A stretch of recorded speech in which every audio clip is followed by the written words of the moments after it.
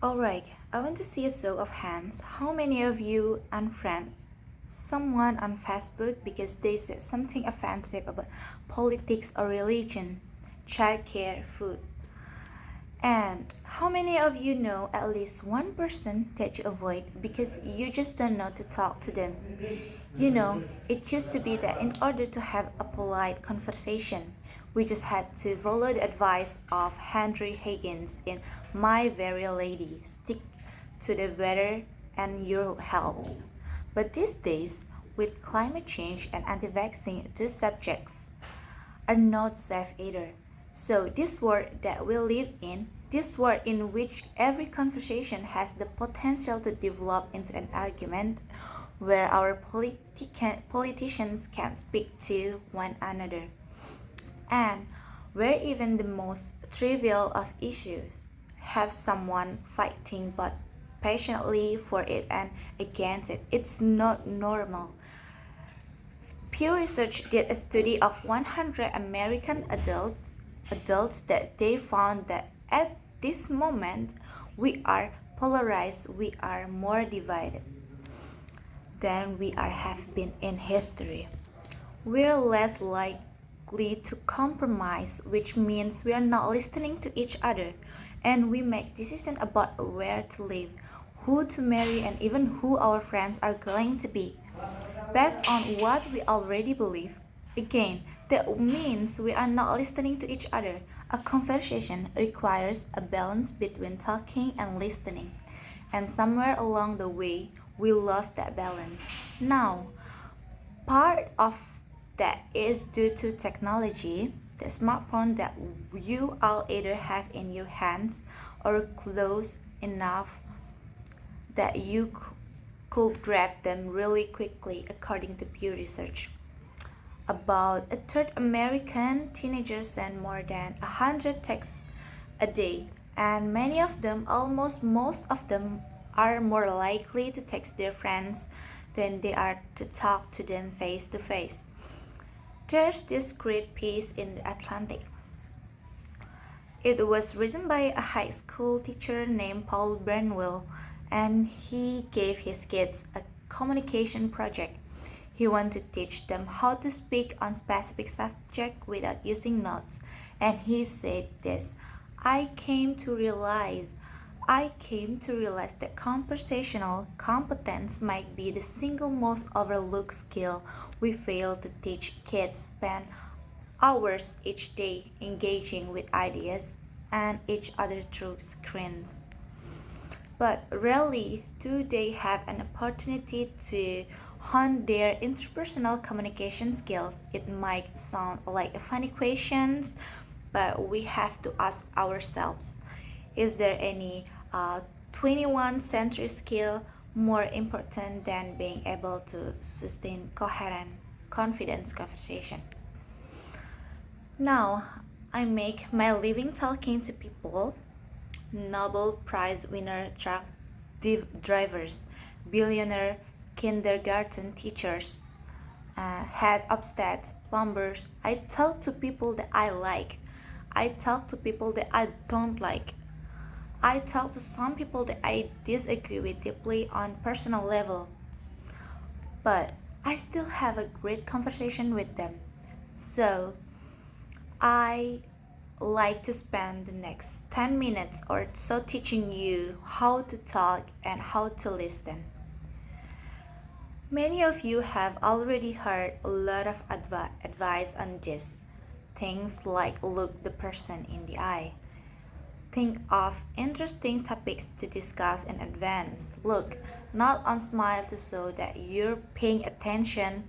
Repeat back what you just heard or summarize it. So, I want you to forget all of that. It is crap. There is no reason to learn how to show you're paying attention if you are not paying attention. Now, I actually use the exact same skill as professional interviewer that I do in regular life. So, I'm going to teach you how to interview people and that's actually going to help you learn how to be better conversationalists. Learn to have a conversation without wasting your time, without getting bored, and please God, without offending anybody. We've all had really great conversations. We've had them before. We know what it's like. The kind of conversation where you walk away feeling engaged and inspired, or where you feel like you've made a real connection or you've been perfectly understood. There is no reason why most of your interactions can't be like that. So, I have 10 basic rules. I'm going to walk you through all of them. But honestly, if you just choose one of them and master it, you already enjoy better conversation. Number one, don't multitask. And I don't mean just set down your cell phone or your tablet or your car case or whatever is in your hand. I mean, be present.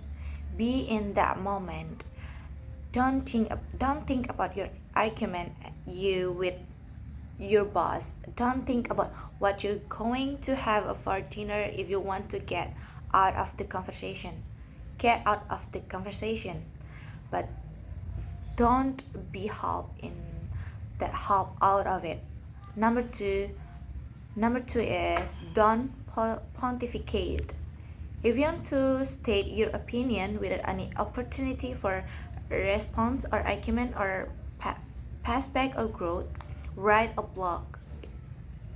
Now, there's really good reason why I don't allow pundits on my show because they are really boring. If they are conservative, they are going to hate Obama and food stamps and abortions. If they are liberal, they are going to hate big banks and oil corporations and dictionary. Totally predictable. And you don't want to be like that. You need to enter every conversation assuming that you have something to learn. The famed therapist Scott Peck said that true listening requires a setting aside of oneself, and sometimes that means setting aside your personal opinion. He said that sensing the acceptance, the speaker will become less and less vulnerable and more likely to open up the inner recesses of his or her mind to the listener. Again, assume that you have something to learn. Billionaire, everyone will ever meet know something that you don't. I put it this way. Everybody is expert in something. Number three is use open-ended questions. In this case, you take a cue from journalists. Start your question with who, what, when, where, or how. If you put an complicated question, you're going to get a simple answer out. If you ask, were you terrified? You're going to respond to the most powerful word in the sentence, which is terrified. And the answer is yes, I was, or no, I wasn't. Were you angry? Yes, I was very angry. Let them describe it. They are not ones that know. Try asking them things like, what was that like? How did that feel? Because then they might have to stop for a moment and think about it. And you are going to get much more interesting response. Number 4 is go with the flow. That That means thought will come into your mind and you need to let them go out of your mind.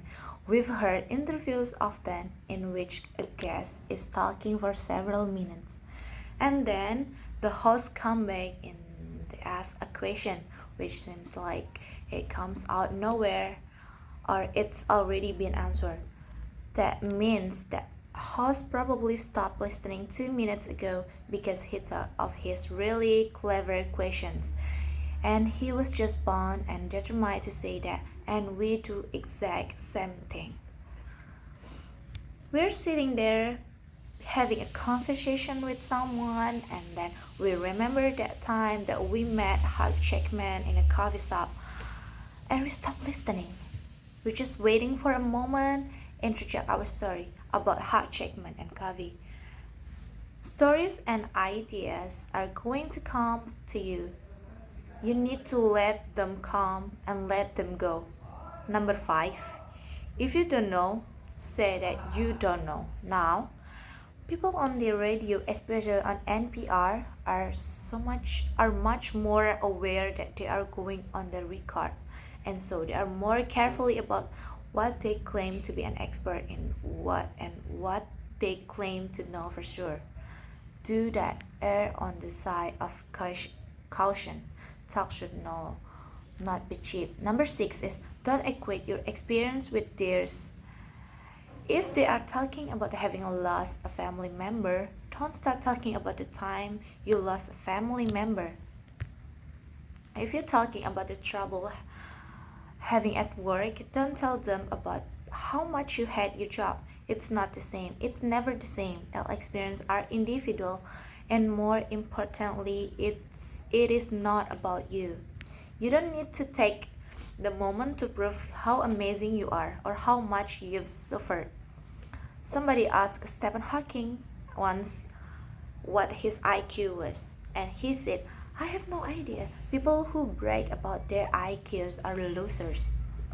Conversations are not promotionally opportune.